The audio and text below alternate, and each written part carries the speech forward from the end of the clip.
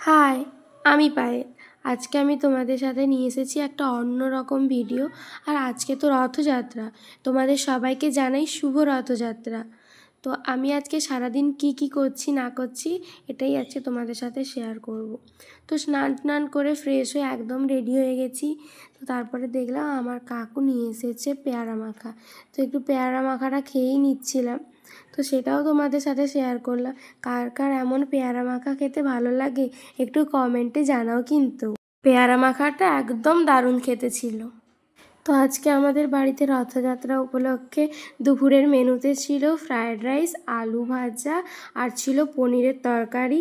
তো আমরা দুপুরের খাওয়া দাওয়ার খেয়ে আমি তো ঘুমিয়েই পড়েছিলাম। তারপরে ঘুম থেকে উঠে দেখি আমার বাড়ির সামনে আমার পাড়ারই কয়েকজন বাচ্চা দেখছি রথ বসিয়েছে। আর এত বৃষ্টি পড়ছিল যে একটা বাড়ির সামনেই রথগুলোকে বসিয়ে দিয়েছিল। তো আমি ওখানে রথগুলোকে দেখতে গেছিলাম। তো খুবই সুন্দরভাবেই ওরা বানিয়েছে। তো আমার তো খুব ভাল লাগছিল। আর যেন ছোটোবেলার কথা মনে পড়ে যাচ্ছিল। তো একসময় তো আমিও এইভাবে রথ বের করাতাম।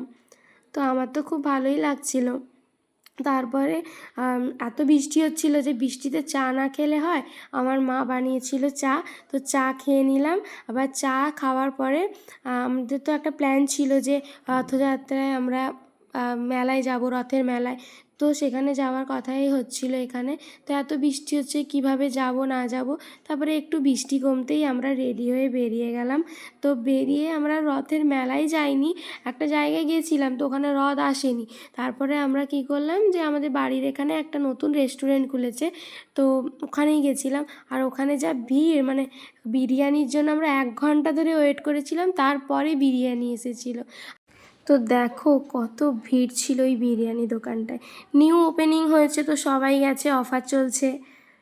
তো 1 ঘন্টা ওয়েট করার পরে ফাইনালি আমাদের বিরিয়ানি আসে। তো বিরিয়ানিটা দেখতে যতটা সুন্দর ছিল, খেতে কিন্তু একদমই ভালো ছিল না।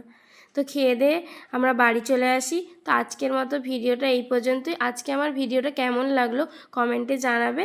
আর তোমরা ভালো থেকো, সুস্থ থেকো। বাই।